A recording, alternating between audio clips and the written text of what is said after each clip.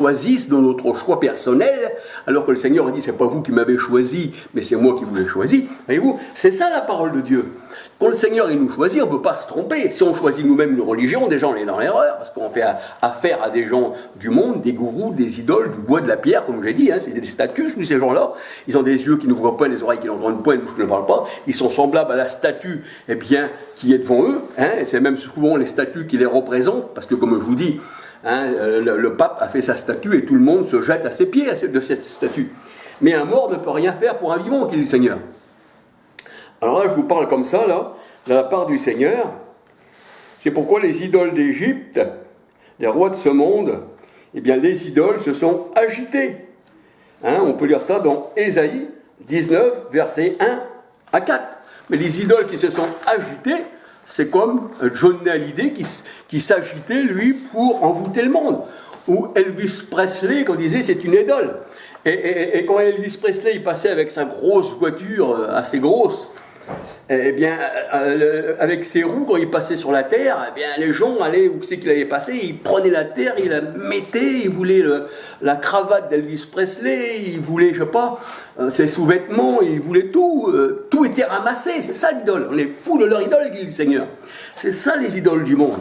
Et d'ailleurs, Elvis Presley lui-même, eh bien, quand vous regardez la maison d'Elvis Presley, vous voyez le grand triangle qu'il y a dans la maison d'Elvis Presley, sur la façade, avec les piliers, les colonnes du soleil. Et ça, c'est la franc-maçonnerie. C'est eux, bien, qui montent les gens ou qui les abaissent. C'est comme ils veulent, puisque c'est eux. Voyez-vous. Donc, voilà. Mais le Seigneur, c'est lui qui nous élève et qui nous abaisse à nous. Hein. Il fait ce qu'il veut. Nous, on ne compte pas là-dessus, sur les choses du monde qui sont là que passagères. Le Seigneur il dit, on est venu au monde nu et on repartira nu. Que voudras-tu donner? On change ton âme. On n'a jamais vu une personne qui est partie avec sa richesse. Elvis Presley, il a tout laissé. Voyez-vous, Johnny Hallyday, les gens se battent pour avoir la fortune. Le Seigneur il dit que servira-t-il à l'homme de gagner le monde entier s'il perd son âme? Et le Seigneur il dit, l'homme travaille, mais il ne sait pas que toutes ces richesses-là, qu'il met champ sur champ, il va le laisser à quelqu'un d'autre. Si on a des enfants encore, voilà, ce sera ces enfants qui vont en profiter. Mais sinon, ça sera l'État qui s'est goinfré sur le dos des malheureux. Voyez-vous, c'est ça. Alors il faut vraiment marcher avec le Seigneur. Le Seigneur, il nous a ouvert les yeux. Et le Seigneur, il dit que c'est de leur cœur méchant, c'est dans leur cœur méchant qu'ils ont élevé les idoles. Un homme peut élever une idole. Un homme peut élever un homme. Et c'est devenu une idole pour lui.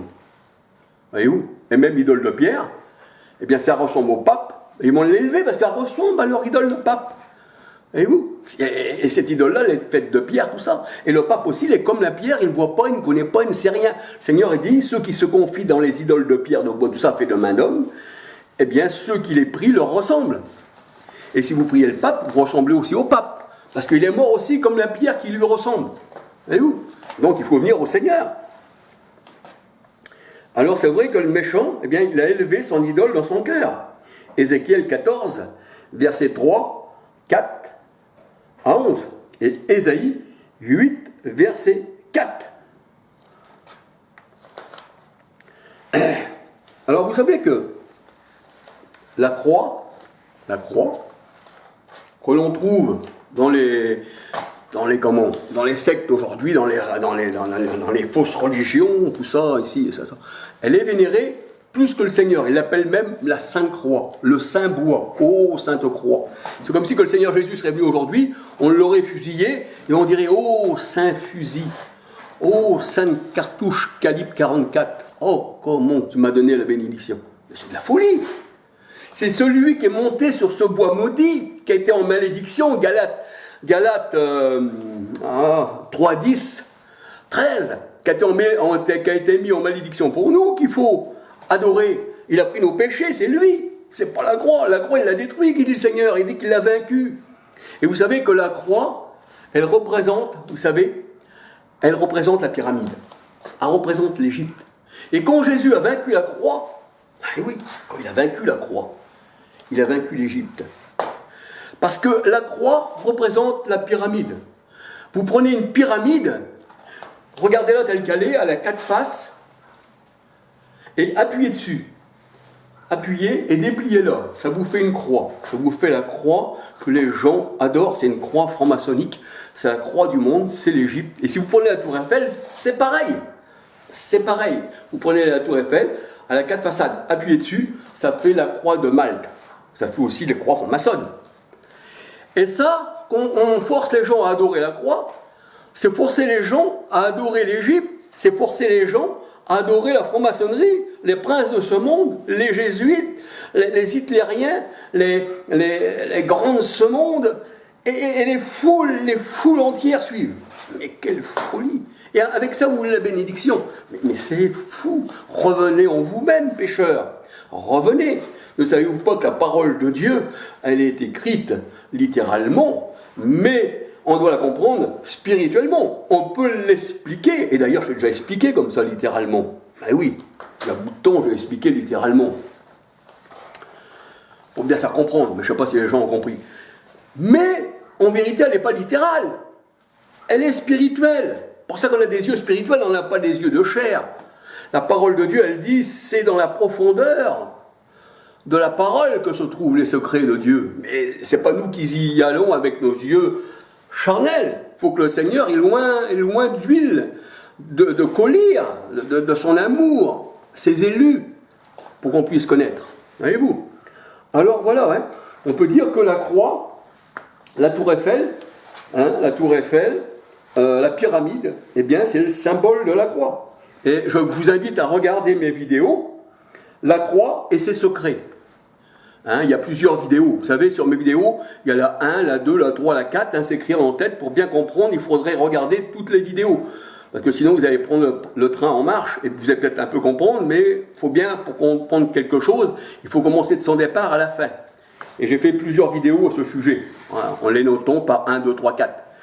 Et là, eh bien, regardez la croix et ses secrets. Et vous verrez que cette tour Eiffel, et vous verrez que cette pyramide, on retrouve ça, eh bien, chez les jésuites, chez les nazis. Les skinheads, ils l'avaient autour du cou. Les nazis l'avaient comme une croix de guerre, voyez-vous. Et ça, c'est une croix, eh bien, c'est une croix franc-maçonne. Ah oui, comme on donnerait la Légion d'honneur à quelqu'un qui aurait bien travaillé. Voyez-vous, le monde, il donne la Légion d'honneur à celui qui appartient. Parce que le Seigneur, il dit, le monde les écoute. Ah oui, un peu comme le président de Vie et Lumière. Il a reçu la Légion d'honneur. Donc, il est ami du monde. Mais le Seigneur, par le monde, lui, il a reçu un coup de lance. Ah oui, les scribes et les pharisiens, les rois se sont ligués contre lui.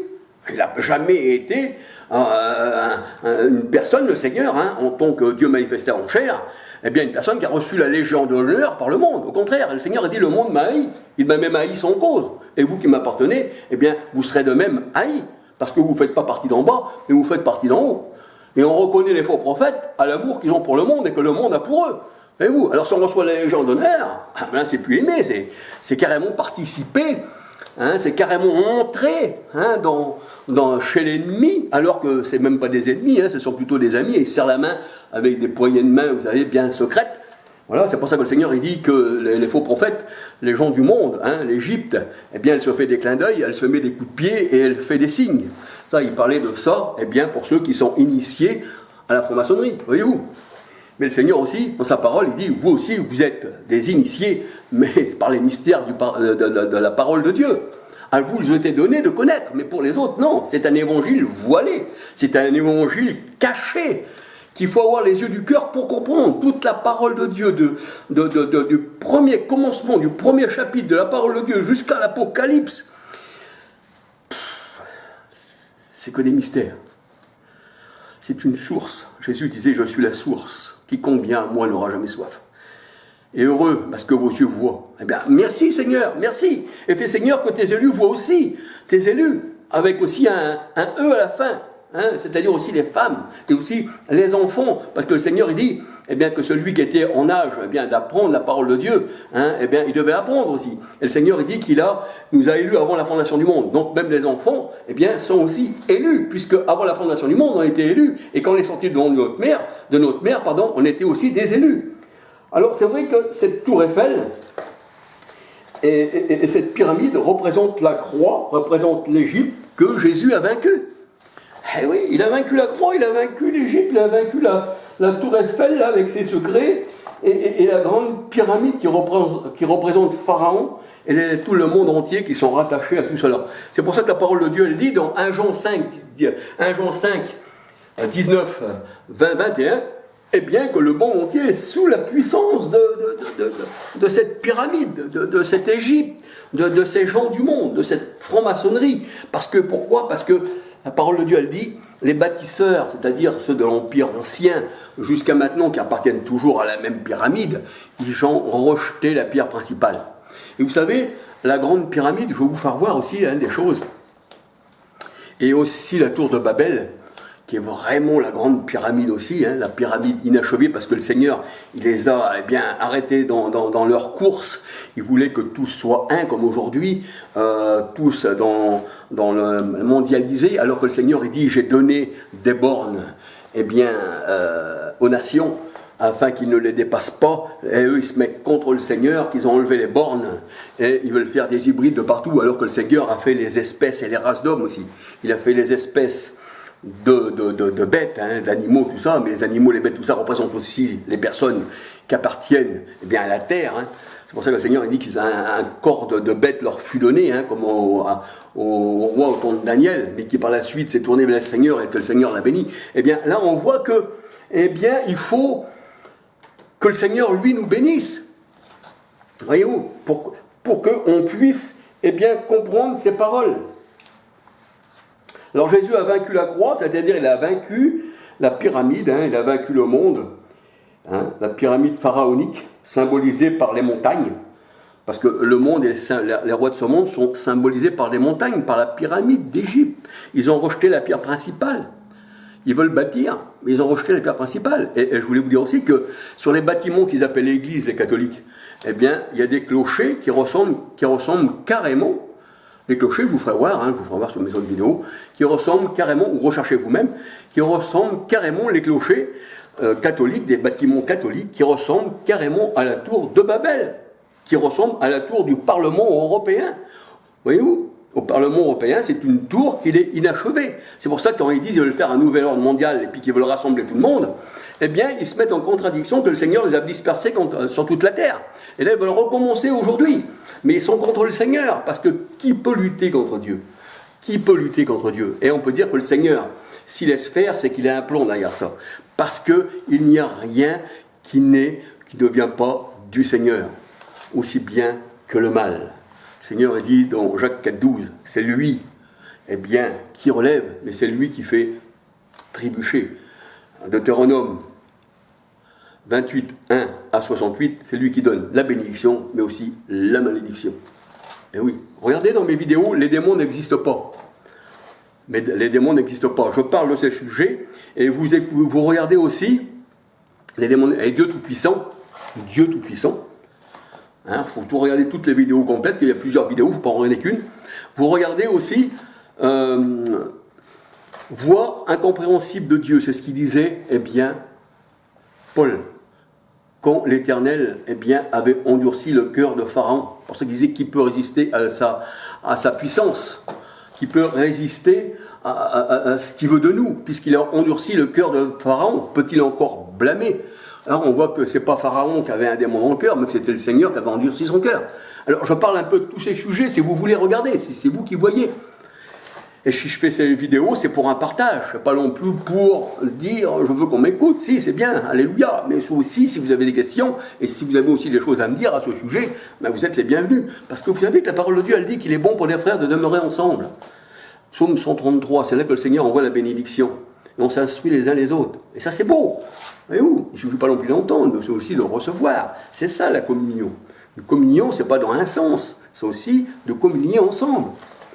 Ça c'est beau, on n'est pas des gourous, on ne dit pas comme les catholiques et les protestants, il faut que tu te convertisses. Mais si c'est quelqu'un qui a une ténèbre, comme la parole de Dieu elle dit, les ténèbres ne l'ont pas reçu, tu pourras dire convertis-toi. Si c'est quelqu'un qui a un cœur de pierre, les pierres ne l'ont pas reçu. Non, s'il y a des pierres qui l'ont reçu, parce qu'ils ont été changés en cœur de chair, oui, mais les vraies pierres, il y en a d'autres qui ont resté avec un cœur de pierre pour toujours. Les ténèbres ne l'ont pas reçu. Alors tu pourras lui parler pendant 107 ans dans les oreilles, jamais de la vie viendra, puisqu'il est destiné à la mort. Puisque la parole de Dieu a dit que l'évangile, c'est une odeur de vie pour ceux qui sont à la vie, mais aussi une odeur de mort pour ceux qui sont destinés à la mort. Et la parole de Dieu a dit, tous ceux qui étaient destinés à la vie éternelle, crurent à qui? Eh bien, à notre Sauveur Jésus-Christ. Acte 13, 48. Ils crurent au Seigneur, parce qu'ils étaient destinés. Même Paul le dit. Il dit, moi qui étais auparavant un blasphémateur, un peu comme moi, hein, j'ai fait de la prison, j'ai fait tout. Je pensais qu'il fallait aller chez les catholiques parce que j'avais des écailles aussi de serpent sur les yeux. Mais comme mes écailles, comme Paul, eh bien c'est tombé, hein, parce que c'est ça le serpent, c'est les écailles, c'est ça, c'est l'esprit de serpent. Cette femme, elle a un esprit de python, elle criait derrière les serviteurs de Dieu.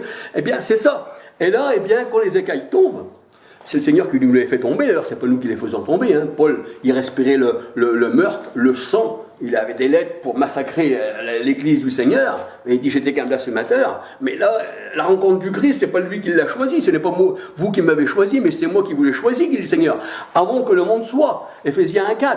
Alors comme Paul c'était un élu, il le dit, comme il a trouvé bon de celui qui m'avait élu avant la fondation du monde, de me révéler en moi son Fils, Galates 16, eh bien, il dit, je me suis détourné des idoles, c'est-à-dire des hommes qui ont le cœur, là, comme les idoles de pierre, de bois, de plomb, tout ça, pour me tourner vers le Dieu vivant. Et il dit, ne croyez pas que la divinité soit de la pierre, de l'or. Eh non.